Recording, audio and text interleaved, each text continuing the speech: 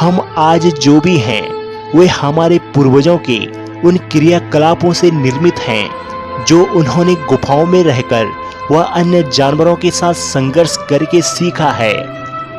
क्या आज का मानव जो हम कल्पना करते हैं वो इस मनुष्य के जैसा नजर आता है? क्या आदि मानव से हमने जीने का तौर तरीका, रहन सहन सीखा? क्या यह प्रमाण जो आज भी जमीन पर नजर आता है वो वास्तविकता है या हमारी वास्तविकता से परे कल्पनाओं की एक दुनिया है? क्या सृष्टि के निर्माण में और निर्माण से लेकर अब तक उच्च विहीन बानरों से लेकर यहाँ तक मनुष्य एक नई पीढ़ी को जन्म देता हुआ आगे पहुंचा है? मनुष्य का विकास जंगली जानवरों से लेकर उच्च विहीन बानर होने तक किस तरह का रहा है? वे कौन सी प्रजाति थी जिससे हुआ आधुनिक मनुष्य का निर्माण?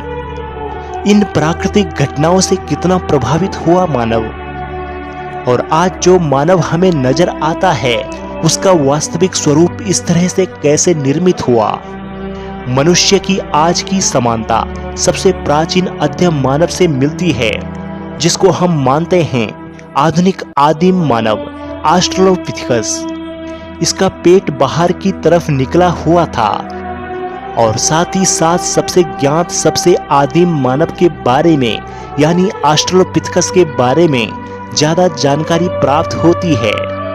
उसका पेट बाहर की तरफ था, ज्यादा लंबाई न होने के साथ ही उसका मुंह चौड़ा था और ठंड में रहने के कारण इसके बाल अत्यधिक मात्रा में हुआ करते थे। यह गुफा में रहना पसंद करते थे, जबकि ये आज से 20 लाख से 55 लाख वर्ष पूर्व धरती पर दिखाई दिए थे। वहीं इनका मस्तिष्क उस तरह विकसित नहीं था जिस तरह आज के मनुष्यों का मस्तिष्क है। इनका मस्तिष्क मात्र 100 से 150 सेंटीमीटर क्यूबिक का हुआ करता था, जिस कारण इनकी दिमागी संतुलन, दिमागी सोच आज के आधुनिक मानव जितनी नहीं थी। भारत में मिले शिवापिथेकस और रामापिथेकस के मस्तिष्क के बीच तुलना इन ऑस्ट्रेलोपिथेकस से की जाती है, जिनका आज से 22 लाख वर्ष पूर्व पुराना मस्तिष्क भारत में पोतावार के पहाड़ियों में मिला है।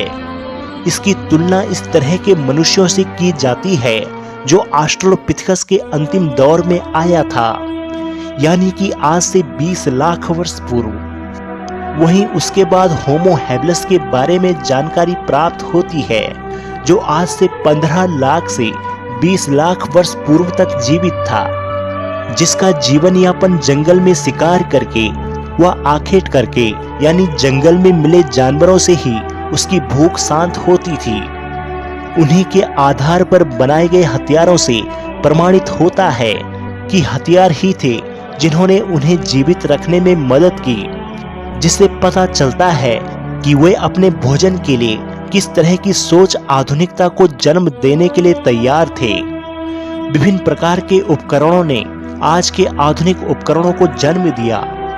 मनुष्य ने अपनी जरूरतों के हिसाब से अपने आप को विकसित किया और उसी विकास के साथ उसका स्वरूप बदलने लगा और एक नया स्वरूप निकल कर आया जो कहलाया होमो इरेक्टस। होमो इरेक्टस के कई प्रमाण भारत में मिलते हैं। भारत में मिलने के साथ ही होमो इरेक्टस का जीवन भी यही प्रदर्शित करता है। यह भी गुफाओं में रहने वाले जंगली जानवर थे, लेकिन होमो हैबिलिस से अलग इसके प्रमाण पूरी दुनिया में नजर आते हैं। ऐसा लगता है जैसे चीन, रूस और अफ्रीका प्रत्येक जगह इनका वास था और होमो इरेक्टस अपनी पुरानी ऑस्ट्रेलोपिथेकस से बिल्कुल अलग थे। ऑस्ट्रेलोपिथेकस में जहां पर बालों की संख्या अत्यधिक थी, वहीं होमो इरेक्टस आधुनिक मानव की ओर अग्रसर थे और वहां उनके पास में उनके शरीर में बालों की संख्या कम होती नजर आई। आधुनिक मानव होमो सेपियंस के निर्माण से पहले होमो इरेक्टस का होना महत्वपूर्ण था।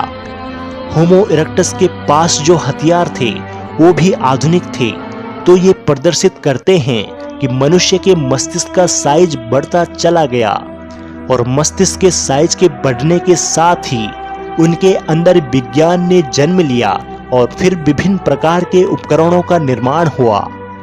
होमो इरेक्टस की कुछ समानता उसके बाल न होने से आज के होमो सेपियंस से मैच भी करता है।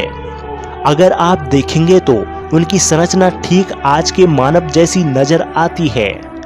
लेकिन होमो इरेक्टस की सबसे बड़ी खोज आग की खोज मानी जाती है। आग की खोज ने उसे भोजन को स्वादिष्ट बनाना सिखा दिया और साथ ही सिखा दिया खेती के लिए आगे का कार्यक्रम। हेलो दोस्तों, अगर आपको यह वीडियो पसंद आई हो तो कृपया हमारे चैनल को सब्सक्राइब जरूर करें व हमारी वीडियो को लाइक व शेयर करें